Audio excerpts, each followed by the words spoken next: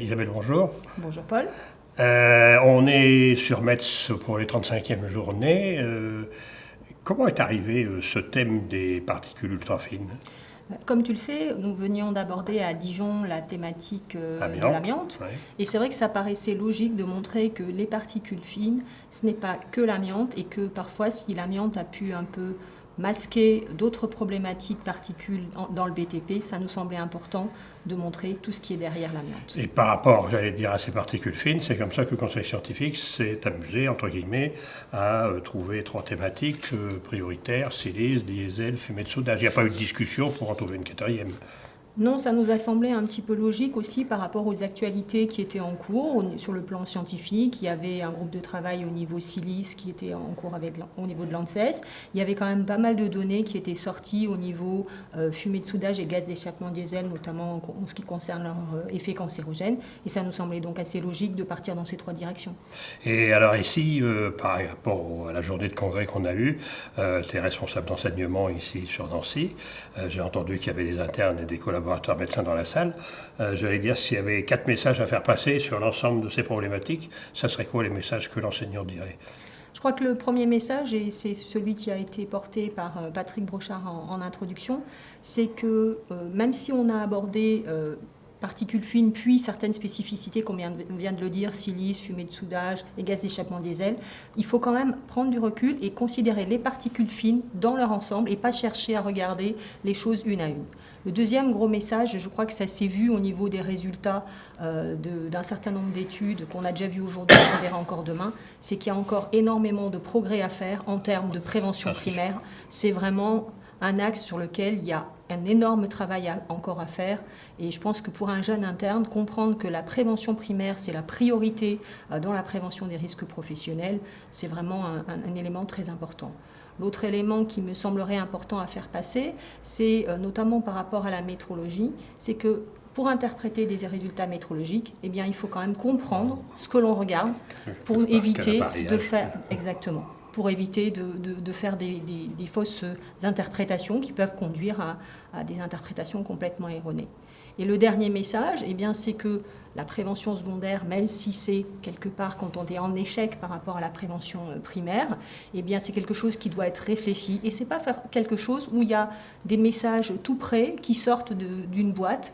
Et ben, ça évolue en fonction des connaissances. Et il ne faut pas forcément en attendre quelque chose de tout clair dès le début. Il faut continuer à se former et à rechercher des informations. Paul, on a commencé le congrès par une première journée qui faisait intervenir les entreprises. Pourquoi finalement avoir commencé par les entreprises? Je pense que c'est une originalité de ce congrès. Madame Gérard, en tant que directrice, et puis le conseil scientifique l'a accepté, c'est de rappeler que la santé de travail fait partie d'un enjeu de santé géré par les partenaires sociaux, sous, entre guillemets, l'organisation des employeurs et sous la responsabilité des employeurs. Donc, motiver, mobiliser les entreprises, et en particulier les TPE, sur la région de Metz, effectivement, pouvait sembler tout à fait intéressant.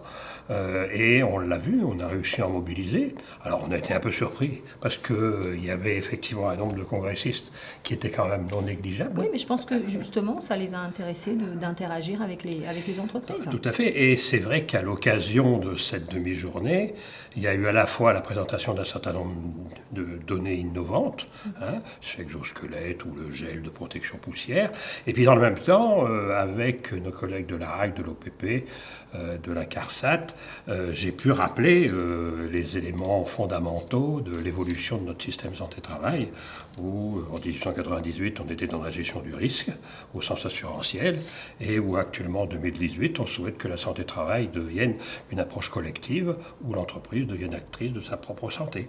Le jour où on aura compris que l'employeur est acteur de la santé collective de l'entreprise pour une meilleure performance de salariés et donc une meilleure performance de l'entreprise, on aura peut-être gagné. Ça ne sera plus la visite médicale qui sera l'élément fondamental. Justement, finalement, on a vu que notre système a évolué. Ici, à Metz, on est au cœur de l'Europe, pas loin du Luxembourg, mais aussi de l'Allemagne et de la Belgique. On a souhaité finalement savoir ce que faisaient nos collègues de l'autre côté de la frontière. Qu'est-ce que tu en as retenu? Alors, j'ai trouvé là aussi que c'était une expérience intéressante. Je m'attendais à ce que nos collègues soient sortis du système assurantiel.